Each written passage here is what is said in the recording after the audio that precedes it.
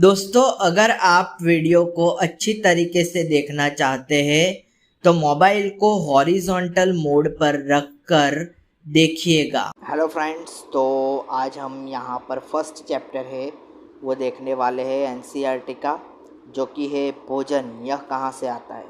कभी आपने सोचा कि आप जो दाल चावल रोटी खाते हैं वो कहाँ पर से आता है, कहाँ से आता है, कैसे आता है? क्या आपने कभी सोचा इसके बारे में? आपने अपने घर में क्या खाया था? पता लगाइए कि आपके दोस्त ने आज क्या खाया था।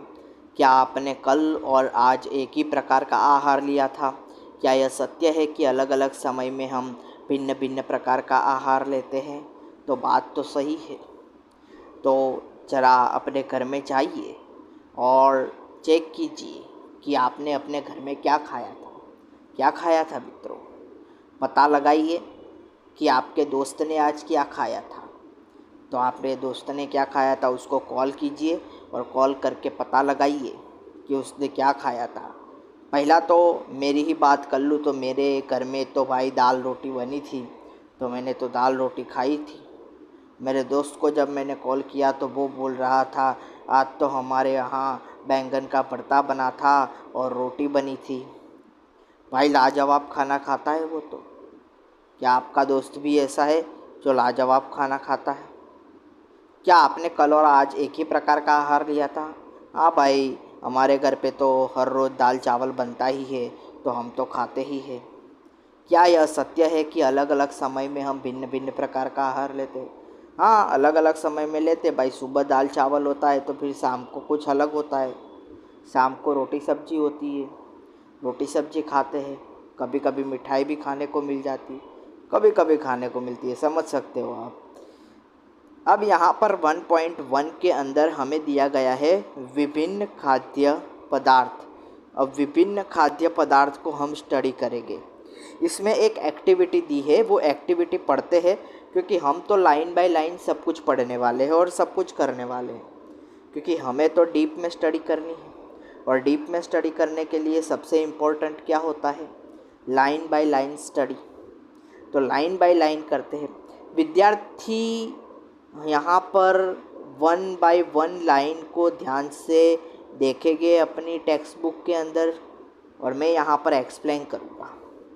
विद्यालय में अपने दोस्तों से उन खाद्य पदार्थों की जानकारी प्राप्त कीजिए जो वे पूरे दिन में खाते हैं। तो अब इतने सारे दोस्तों को पूछने जाओगे कि भाई तू क्या खाता है, रमेश तू क्या खाता है, महेश तू क्या खाता है, दिनेश तू क्या खाता है, प्रज्ञेश तू क्या खाता है? भाई पूछो, पूछना तो पड़ेगा क्योंकि टेक्स्ट बुक में लिखा हुआ है, तो पूछोगे तो अच्छा रहेगा। सब अपना अलग अलग आंसर देंगे। यदि वे विभिन्न राज्यों के रहने वाले हो तो उनसे भी यह जानकारी प्राप्त करने का प्रयास कीजिए। अगर कोई साउथ का रहने वाला होगा तो क्या होगा? साउथ का रहने वाला होगा तो जाहिर सी बात है वो इडली और डोसा ज़्यादा प्रीफर करेगा। अगर वो गुजरात का रहने वाला होगा तो ढोकड़ा ज़्यादा प्रीफर करेगा। ये सब खाने का उनको बड़ा ही चस्का होता है क्योंकि ये फेवरेट डिश होती है ना, इसलिए। और अलग अलग स्टेट में जाएंगे तो वहाँ की मिठाई अलग अलग होती है। अब यहाँ पर जो एक चीज़ मुझे यहाँ पर बतानी है वो यह है कि अपनी नोटबुक में सारणी 1.1 जो दी गई है वो यथासंभव अधिक से अधिक दोस्तों द्वारा खाए जाने वाले विभिन्न खाद्य पदार्थों की जानकारी प्राप्त कर सूचीबद्ध कीजिए। तो क्या हम विद्यार्थी और दोस्त का नाम, भाई रमेश, हम रमेश लिखते हैं। हमारा दोस्त रमेश है। पूरे दिन में खाए गए खाद्य पदार्थ दाल, भाई दाल चावल बहुत खाता है वो भी हमारी तरह, दाल चावल। फिर क्या खाता है? तो रोटी सब्जी खाता है, तो रोटी सब्जी ये सब उसका भोजन है, बराबर, ये वो खाता है। आपको क्या करना है? 3 लाइन दी गई है तो तीनों कॉलम के अंदर आपको विद्यार्थी और दोस्त का नाम लिखना है। पूछो भाई, अपने फ्रेंड से पूछो, आजू बाजू में बैठे फ्रेंड से पूछो भाई कि क्या खाते हो। ना बताए तो भी पूछो कि बताना भाई क्या खाता है, वो बताएगा। तो वहीं पर आपको अपनी जो टेक्स्ट बुक दी है उसमें ये लिख देना है। यहाँ पर आपको दिखेगा कि कुछ खाद्य पदार्थ दिए हैं बराबर। तो वो खाद्य पदार्थ को हम यहाँ पर देखते हैं कि वो खाद्य पदार्थ क्या है। यहाँ पर जो खाद्य पदार्थ है वो है इडली डोसा। इडली डोसा तो नहीं है, सॉरी, इडली है और उसकी चटनी दी गई है, सांभर दिया गया है बराबर, और फिर उसकी चटनी भी दी गई है। यहाँ पर मछली बराबर जो कि मीट में आता है। यहाँ पर कुछ सब्जी बना के रखी हुई है, तो वो वेजिटेरियन सब्जी, वो भी हम खाते हैं। वो विभिन्न खाद्य पदार्थ हुए। अब बात रहेगी कि अपने भोजन में हम अनेक प्रकार की चीज़ें खाते हैं। चित्र 1.1 में दर्शाया हुए अलग अलग चीज़ें खाते हैं। कई लोग मीट खाते हैं, कई लोग मीट नहीं खाते हैं, कई लोग दोनों चीज़ें खाते हैं। तो अपने भोजन में हम अनेक प्रकार की चीज़ें खाते हैं। खाने की ये सभी चीज़ें किससे बनी हैं? क्या आपको पता है ये सारी चीज़ें किससे बनी हैं? जानने में बड़ी ही दिलचस्प होगी। आपको न्यूट्रिशनिस्ट के पास जाने की ज़रूरत नहीं पड़ेगी अगर आप जानते होगे कि आपके खाने के अंदर क्या क्या इंग्रेडिएंट्स है। समझ रहे हो? तो खाने की ये सभी चीज़ किस में बनी है? पके चावल के बारे में सोचो। हम कच्चा चावल लेते हैं, उसे पानी में उबालते हैं। इसे तैयार करने में हमें 2 पदार्थों या संघटकों की आवश्यकता होती है। दूसरी ओर कुछ भोजन तैयार करने में हमें कई संघटकों की आवश्यकता होती है।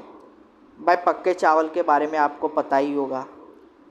कच्चा चावल लेते हैं, फिर पानी की ज़रूरत पड़ती है, फिर उसको उबालते हैं, मतलब कि 2 संघटकों की ज़रूरत पड़ी वहाँ पर।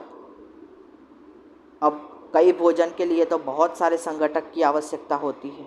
सब्जी बनानी है तो बहुत अलग अलग प्रकार की सब्जी इस्तेमाल होती है, उसमें अलग अलग मसाले इस्तेमाल होते हैं, तब जाके तो हमें टेस्टी लगती है। यदि हम सब्जी बनाना चाहते हैं तो हमें अलग अलग प्रकार की कच्ची सब्जियों, नमक, मसाला, तेल आदि की आवश्यकता होती है। तो कच्ची सब्जियों की आवश्यकता होती है, नमक की आवश्यकता होती है, मसाला की आवश्यकता होती है, तेल की भी आवश्यकता होती है। अब यहाँ पर क्रियाकलाप 2 एक्टिविटी 2 दी गई है। उसमें हमें बताया है कि सारणी 1.1 में सूचीबद्ध कुछ खाद्य पदार्थों को छांटिए और अपने दोस्तों तथा घर पर चर्चा करके जानकारी प्राप्त कीजिए कि इनको बनाने के लिए कौन कौन सी सामग्री चाहिए। इनको सारणी 1.2 में सूचीबद्ध कीजिए। वस्तु का नाम और उसमें प्रयुक्त कच्ची सामग्री के कुछ उदाहरण सारणी 1.2 में दिए गए हैं। कुछ अन्य को इस सूची में जोड़िए। तो यहाँ पर तो हमें सारणी के अंदर देखोगे तो देखने को मिलता है कि खाद्य पदार्थ रोटी चपाती, रोटी और चपाती में आटा और जल चाहिए होता है। दाल के अंदर कच्ची दाल होती है, जल होता है, नमक, तेल, घी, मसाले होते हैं। ऐसे एक और इडली लिखते हैं भाई।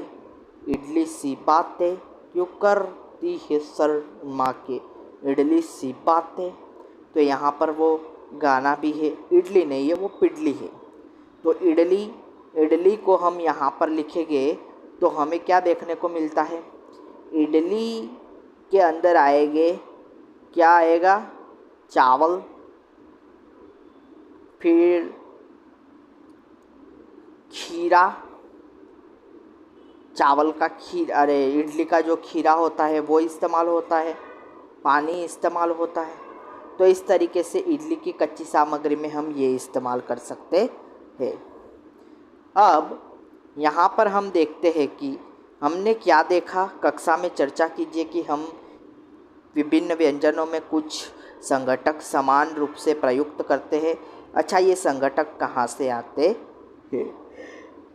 तो इतना जो पोर्शन है 1.1 विभिन्न खाद्य पदार्थ, तो विभिन्न खाद्य पदार्थ के अंदर हमें ये समझाया गया है कि हम जो खाना खाते हैं उसमें कौन से इंग्रेडिएंट्स होते हैं और ये भी बताया गया है कि आपके फ्रेंड्स क्या क्या खाते हैं उसकी लिस्ट बनाइए, आपको आइडिया आएगा कौन क्या खाता है। और जो खाता है उसके इंग्रेडिएंट पता कीजिए, जिसको संघटक तरीके से जाना जाता है। तो इतना हमें 1.1 में समझाया गया है। आशा करता हूँ कि आपको ये बहुत अच्छी तरीके से समझ में आया होगा। तो मिलते हैं अगले लेक्चर में।